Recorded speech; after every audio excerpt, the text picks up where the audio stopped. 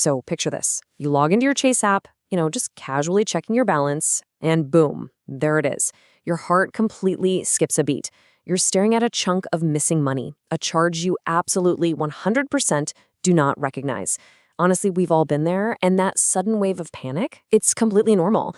But I'm here to tell you to just take a deep breath. Today, you're going to learn exactly how to take control of this situation. This explainer is your ultimate step-by-step guide to disputing a charge with Chase.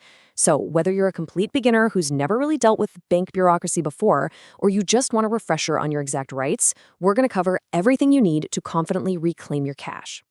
Imagine you're scrolling through your latest statement and you spot a random $200 charge from a store you literally haven't been to in months. Or maybe it's a digital subscription you swore you canceled. It's incredibly frustrating, right? Well, the really good news here is that getting your money back is entirely possible. In fact, this whole process is actually built to protect you, the consumer. You just need to know exactly which levers to pull and what kind of evidence to provide. Okay, let's dive right into Section 1. Intro and Understanding Charge Disputes.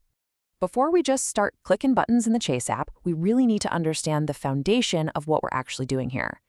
A charge dispute, which is also known in the banking world as a chargeback, is a forced reversal. Now, the key word there is forced. Unlike a normal refund where you ask a merchant nicely for your money back and they agree, a chargeback is totally different. When you file a dispute, Chase essentially acts as your financial shield. They step in, they physically pull the funds back from the merchant's bank, and they ask questions later. It's a seriously powerful consumer protection tool. But because it's so powerful, there are very strict rules on exactly how and when you can use it. To use this tool correctly, you kind of have to figure out which bucket your issue falls into. Disputes generally fall into one of two main categories.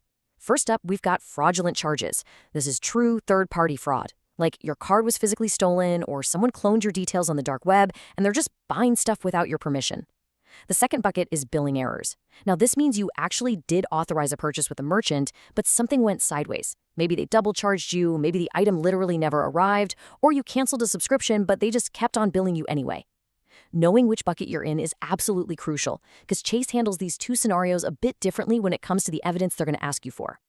Now that we know what a dispute actually is, let's move into Section 2, the step-by-step process. This is what I like to call the empowered consumer timeline. So here's your game plan to reclaim your cash. There are 4 essential steps. Step 1 is always your initial assessment. And listen, for billing errors, you absolutely must try to contact the merchant first to resolve it. Chase really wants to see that you at least try to work it out. Step 2 is contacting Chase. If it's a super simple, straightforward, unauthorized charge, the Chase mobile app is definitely your fastest route. You just tap the transaction and hit report a problem.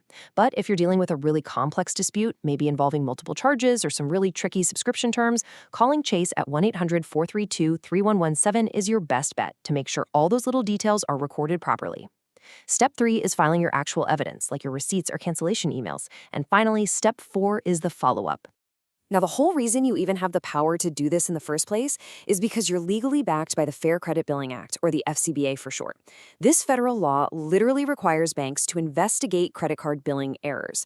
To fully lock in your rights under this specific law, you actually need to submit your dispute in writing. So if you ever find yourself needing to go the formal paper route for a massive or super complex dispute, you'll want to mail it directly to Chase Card Services at P.O. Box 15299 in Wilmington, Delaware. But here is the massive catch, and it's this exact number, 60. You only have 60 days from the statement date to legally dispute a billing error under the FCBA. If you wait past this window, you really risk losing your federal protections. Now, yeah, Chase does sometimes extend this window up to 120 days for certain goods and services disputes, basically to align with Visa and MasterCard rules. But honestly, never ever rely on that extension. Treat that 60 days as your hard, completely non-negotiable deadline. So what does this actually look like on a timeline? Once you hit submit on day 0, what happens next? Well, usually between days 1 and 10, Chase is going to issue something called a provisional credit. This basically means they put the money back in your account temporarily while they dig into things. Then between days 30 and 90, the real investigation happens behind the scenes. Chase contacts the merchant and asks for their side of the story.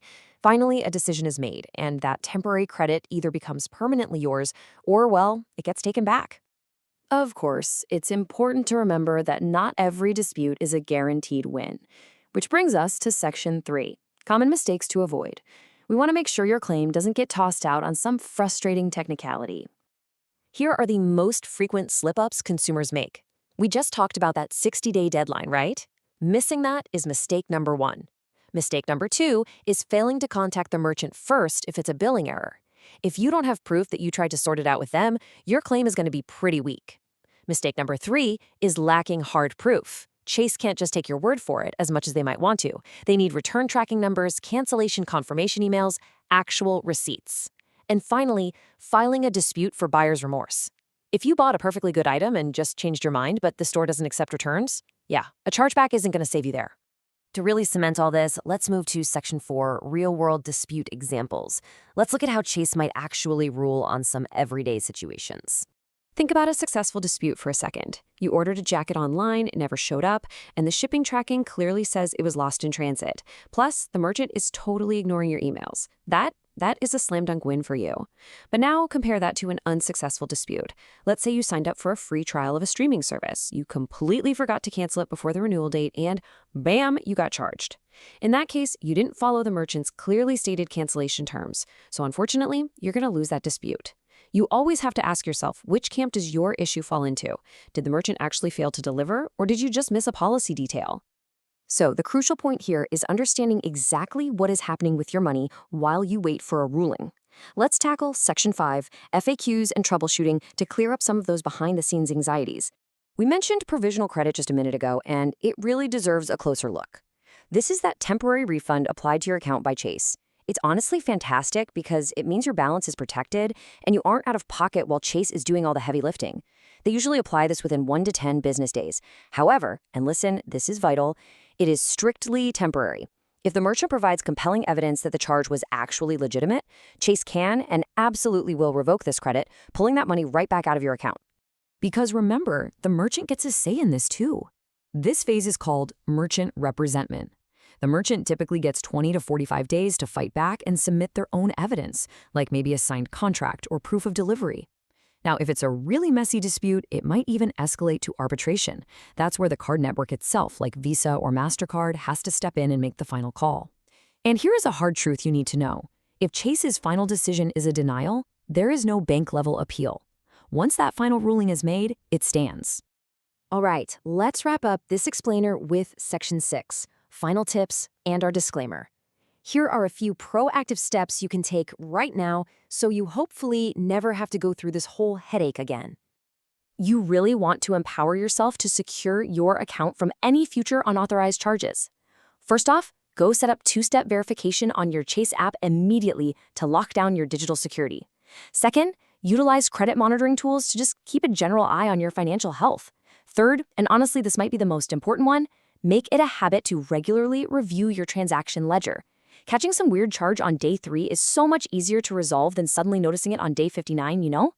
And finally, always try to resolve billing issues directly with the merchant first.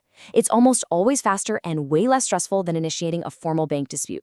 And as always, please remember that this explainer is strictly for educational purposes only. If you're dealing with a highly complex situation, please go consult with a financial or legal professional to get advice tailored to your specific circumstances. I'm going to leave you with this final thought. Your money is ultimately your responsibility, but as you've seen today, you have an incredibly powerful set of tools at your disposal to protect it. The real question is, are you keeping a close enough eye on your statements to actually use them? Stay vigilant, stay informed, and I'll catch you in the next explainer.